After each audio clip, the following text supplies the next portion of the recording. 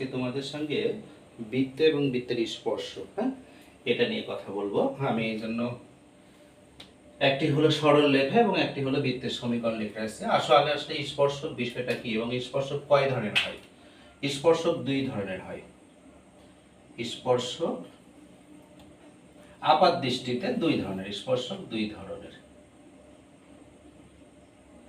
একটা লক্ষ্য করো, এই যে একটা হলো বৃত্ত, এই বৃত্তের হলো পরিধির উপর যে কোনো একটা বিন্দু নিই আমরা, এই সাপোজ এখানে একটা বিন্দু নিলাম, হ্যাঁ, তো এই বরাবর যে রেখাটা অঙ্কন করা হচ্ছে এই একটা হলো স্পর্শক।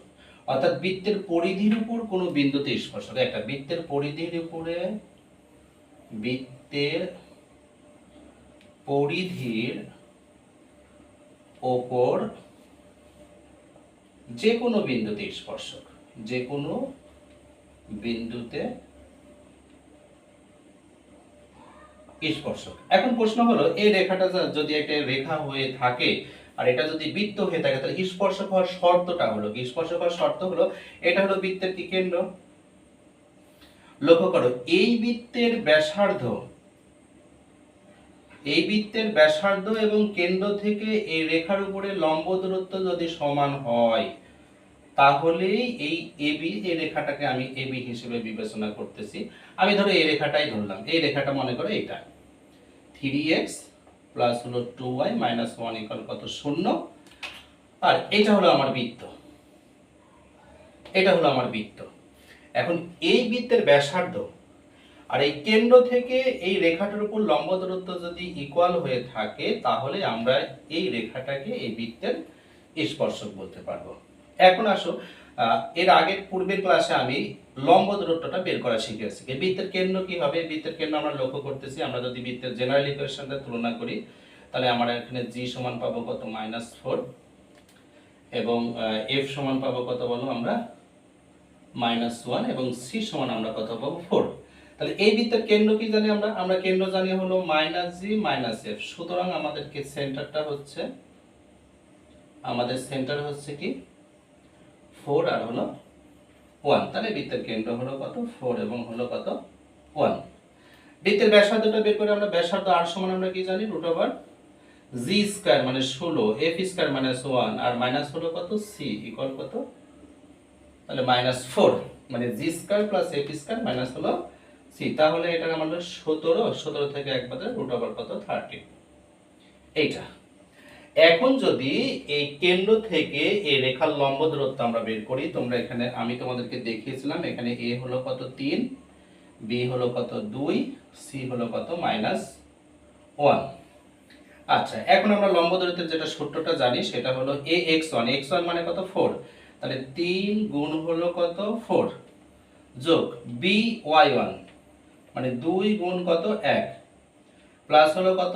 c, c কত আছে এখানে? মাইনাস, ডিভাইডেড বাই √, আমরা কি জানি বলো? a² প্লাস হলো b² √a² প্লাস হলো কত? সরি, a² b² হলো আমার এখানে হচ্ছে কত?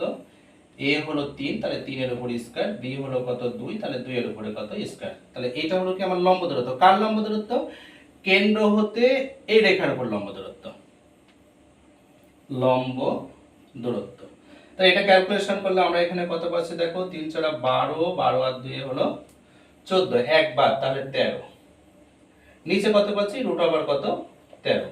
তো ক্যালকুলেশন করলে আমরা কি পাই? তাহলে √13। বিষয়টা লক্ষ্য করো, লম্ব দূরত্ব আর এই যে বৃত্তের ব্যাসার্ধ, দ্যাট ইজ কি ইকুয়াল। সুতরাং আমরা বলতে পারি এই রেখাটা হলো এই বৃত্তের কি হবে বলো?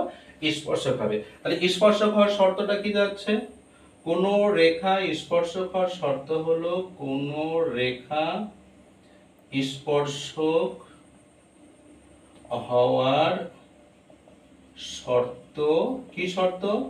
শর্ত হলো ব্যাসার্ধ সমান কেন্দ্র হতে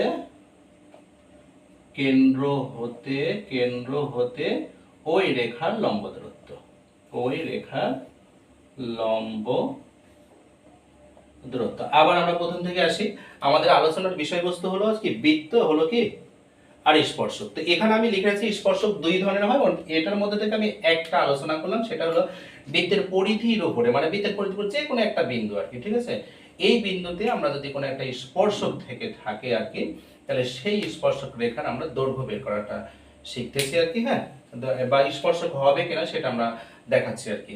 তো এটা যে এটার স্পর্শক হবে, সেই স্পর্শক হওয়ার শর্তটা হলো কি, যে এই বৃত্তের ব্যাসার্ধ এবং কেন্দ্র হতে, মানে যে এই বৃত্তের কেন্দ্র থেকে এই রেখার উপর লম্ব দূরত্ব যদি সমান হয়ে থাকে, তবে এটা স্পর্শক হয়ে থাকবে আর কি।